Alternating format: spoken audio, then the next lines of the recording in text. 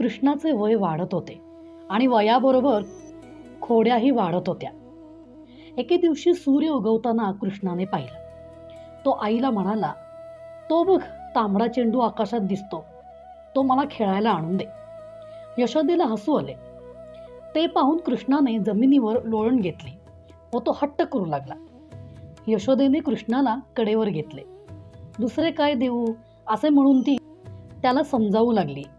मग कृष्ण म्हणाला, रांजणात चंद्र दिसतो ना, तो तरी मला काढून दे. अशक्य गोष्टी कशा मागतोस रे? यशोदा रागावून म्हणाली. मग श्रीकृष्ण म्हणाला, जे डेऱ्यामध्ये घुमते ते दे. रवी, डेरा, लोणी हे हवे आहे का तुला, असं यशोदेने विचारले. तेव्हा श्रीकृष्ण म्हणाला, डेऱ्यात जो आवाज येतो ना, तो मला काढून दे. यशोदा म्हणाली, बाळा, टाक घुसळण्याचा आवाज कसा काढून देता येईल? कृष्ण म्हणाला, आई, तू सारखी इकडे तिकडे जातेस, मला घेत नाहीस. निदान तुझी सावली तरी ठेवून जा. वाऱ्याची झुळूक तरी मला काढून दे. रत्नाची चमक माझ्या हातात आणून दे.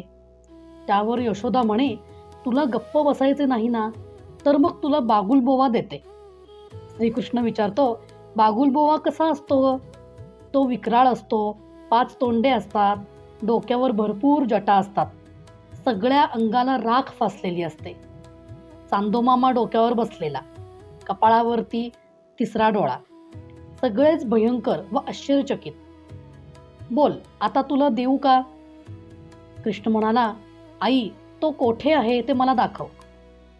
आईने विचार केला, साक्षात शंकराचे आपण वर्णन केले, त्याचे दर्शन कसे घडणार?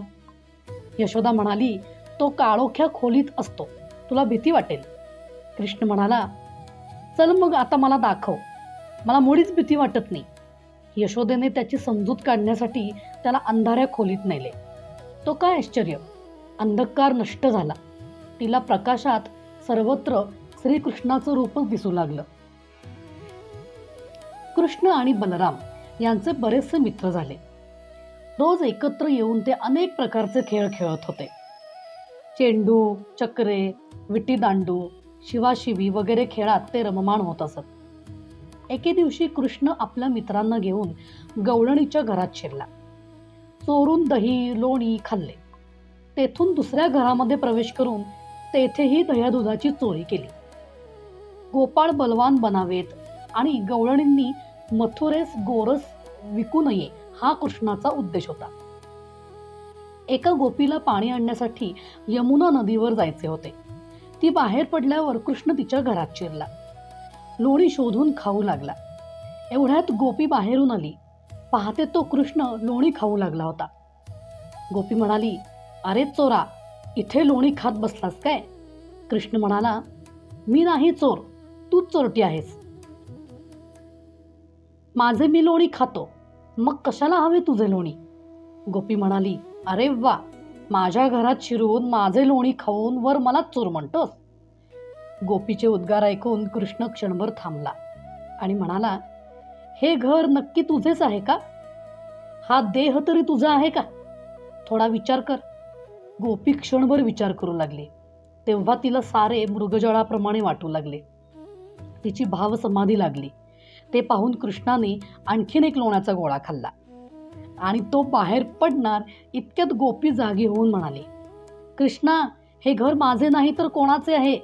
कृष्ण म्हणाला, हे घर माझेच आहे. सर्व घरे माझीच आहेत.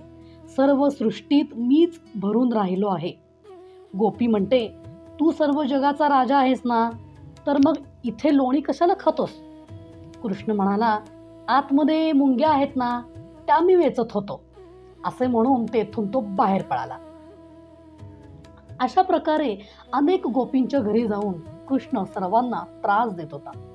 दह्या दुधाची चोरी करून त्यांना उलटी सुलटी उत्तर देऊन निरुत्तर करत होता आणि घरातून पळून जात होता. गोपी रोज यशोदेच्या घरी येत होत्या व कृष्णाच्या खोड्या सांगत होत्या. कृष्णाचे सावळे रूप बघून त्यांचा राग शांत होत होता. कृष्ण यशोदेच्या पाठीमागे लपून बसत असे आणि सांगे, ह्या उगीचच माझ्यावर आळ घेत आहेत, ह्याच मला छळतात. मी लोणी नको म्हटले तरी ह्याच मला देतात. मी तोंड बंद केले तर माझ्या मुखाला लावतात आणि वर मलाच चोर म्हणतात. तूच यांना शिक्षा कर. कृष्णाचे ते बोलणे ऐकून गोपी हसत हसत घरी जात होत्या. एके दिवशी कृष्ण एका घरात शिरला. तेथे शिंके उंचीवर होते. त्याने पाटावर पाट ठेवले. एका सोबत्याला त्यावर उभे केले व आपण त्याच्या पाठीवर चढला. तरी त्यांचा हात पोचेना. मग त्याने हातात रवी घेऊन चरबी फोडली. दूध सांडू लागले. आ करून तो ते दूध पिऊ लागला. ओंजळी भरून मित्रांना दूध देऊ लागला. एवढ्यात गोपी जागी झाली. सर्व गोपाळ घाबरून पळून गेले. गोपीने श्रीकृष्णास पकडले. ती त्याला म्हणाली, थांब, आता तुला यशोदेकडे नेते. तू आता चोरी केलीस ना, उत्तर दे. कृष्ण काही उत्तर देत नव्हता. चेहऱ्यावर त्याच्या मात्र मिश्किल भाव होता. सांग, चरबी कोणी फोडली? कृष्णाने तोंड उघडले आणि तोंडात दुधाची चूळ भरून ठेवली होती ती तिच्या दोन्ही डोळ्यात पटकन मारली. गोपी डोळे चोळू लागली. तेवढ्यात कृष्ण बाहेर पळाला. कृष्ण एका घरात गेला. वासरे अंगणात बांधली होती. त्यांना तो कुरवाळू लागला. गोपीला विचारू लागला, कोणत्या गाईचे कोणते वासरू आहे? काहीतरी कामानिमित्त ती घरात गेली. तेवढ्यात कृष्णाने वासरांची दावी सोडली व त्यांना पिटाळून लावले. मग तो पळत पळत घरात गेला आणि गोपीस म्हणाला, तुमची वासरे दावे तोडून पळाली. लवकर जावा आणि त्यांचा शोध घ्या, नाहीतर ती सापडणार नाहीत. गोपी वासरांच्या मागे धावली. कृष्णाने घरातील लोणी दूध शोधून खाऊन टाकले आणि मडकी फोडून टाकली. गोपी वासरांना घेऊन घरी आली. त्यावेळी कृष्णाची चोरी तिला समजली. ती कृष्णास म्हणाली, मी आता तुला कोंडून ठेवणार. कृष्ण म्हणाला, मला सजा दे, पण प्रारंभी वासरे बांधून ठेव, नाहीतर पुन्हा पळून जातील. गोपी भराभर वासरे बांधू लागली आणि घरात कृष्णाला शोधू लागली. तोपर्यंत कृष्ण दुसऱ्या घरात गेला होता. दुसऱ्या घरात सून एकटीच बसली होती. कृष्णाने लोणी मागितले. ती म्हणाली, सासू मलाच लोणी देत नाही तर मी तुला कुठून देणार? कृष्ण म्हणाला, तुझी सासू येऊ लागली आहे. तेवढ्यात सून गडबडीने उठून पाहू लागली. तेवढ्यात कृष्ण घरात शिरला.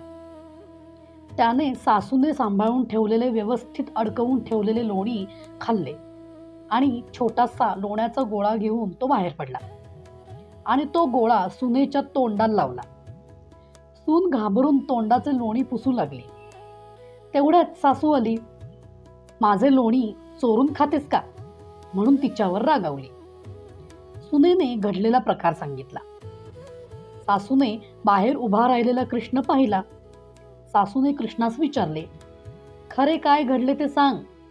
कृष्ण म्हणाला, तुम्ही सुनेस लोणी देत नाही म्हणून तुम्ही बाहेर गेल्यावर तिने लोणी खाल्ले. तेवढ्यात मी तेथे आलो आणि मी चोर बरोबर पकडला. पण मलाही एक लोण्याचा गोळा देऊन तिने मला गप्प बसवले. माझ्या सासूस सांगू नका असे तिने मला सांगितले, तरी मी तुम्हाला सांगत आहे. हे ऐकून सासूचा पारा चढला.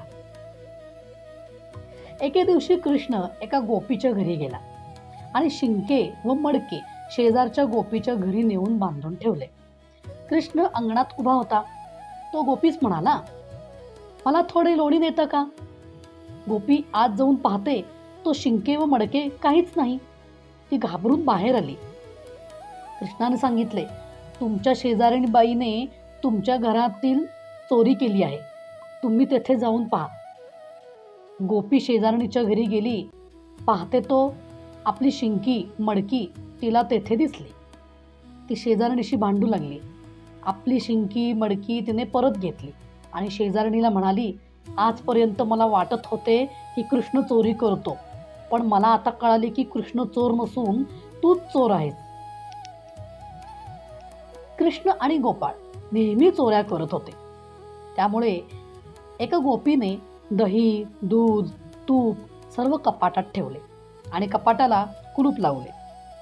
श्रीकृष्ण रात्रीच्या वेळी चोरी करावयास आला, तर शिंक्यावर काहीच नाही. त्याने ओळखले की कुलपात ठेवलेले आहे. कुलूप फोडून त्याने दही, दूध, तूप काढले व सगळ्या गोपाळांना खायला दिले. कृष्णाने बाहेरून विंचू आणून मडक्यात बांधून ठेवले. ते मडके कपाटात ठेवून पुन्हा कपाटाला कुलूप लावले. दुसऱ्या दिवशी गवळण उठली आणि दही दूध घेऊन मथुरेच्या बाजारात गेली. गिराईकाने विचारले, तुमचे दही दूध पाहू. या गोपीने मडक्याचे कापड सोडले. त्यावेळी त्या कपड्यातून विंचू बाहेर येऊ लागले. साऱ्या बाजारात आरडाओरडा झाला. गोपीने ओळखले की आपण कृष्णास दही दूध दिले नाही, म्हणून त्याने हा डाव केला. गाडग्यातून बाहेर पडलेले काही विंचू गवळणीला डसले. त्यामुळे ती मूर्छा येऊन खाली पडली. आजूबाजूचे लोक जमा झाले, तेव्हा त्यांनाही विंचू चावू लागले. गोपीच्या मैत्रिणी तिच्यावर उपचार करण्याचा प्रयत्न करू लागल्या. बेशुद्ध पडलेली गवळण काही केल्या उठेना. एवढ्यात कृष्ण हातामध्ये विंचू घेऊन पळत पळत तेथे आला. मूर्छित पडलेल्या गवळणीला कृष्णाने उठवले. तिला विंचवाच्या वेदना अजून सहन होत नव्हत्या. कृष्ण म्हणाला, आम्हा गोपाळांना दही दूध भरपूर देईन असे मोठ्याने म्हण, तरच तुझ्या वेदना कमी होतील. त्याप्रमाणे गोपीने मोठ्याने म्हटले आणि तिच्या वेदना नाहीशा झाल्या. अशा प्रकारे कृष्ण अनेक प्रकारच्या खोड्या करत होता. खोड्या करताना त्या कृष्णाला पाहत होत्या, पण त्यांचे मन तृप्त होत नव्हते. त्यामुळे पुन्हा यशोदेकडे जाऊन खोड्या सांगण्याचे निमित्त करून त्या डोळे भरून कृष्णाला पाहत होत्या. त्या यशोदेला खोड्या सांगत होत्या, पण आतून त्यांना वाटत होते की कृष्ण आपल्या घरी येऊ दे, दह्या दुधाची चोरी करू दे, त्यामुळे आपणास त्याचे मनोहर रूप पाहावयास मिळते. गोपींना कृष्णाशिवाय चैन पडत नव्हते, म्हणून त्या सतत कृष्णाच्या मागे लागल्या होत्या. कृष्णाने घरात चोरी नाही केली तरी त्या यशोदेकडे कृष्णाला पाहण्याच्या निमित्ताने येत होत्या आणि कृष्णाच्या खोट्या खोड्या सांगत होत्या. त्यांचा तो खोटा राग पाहून यशोदेला आश्चर्य वाटत होते. अशा प्रकारे नाना प्रकारच्या खोड्या कृष्ण व गोपाल करीत असत. गोपींना त्रास होत होता, पण कृष्णाच्या नावाचा त्या अंतःकरणापासून जप करत होत्या आणि त्यांचा सारा राग नाहीसा होत होता.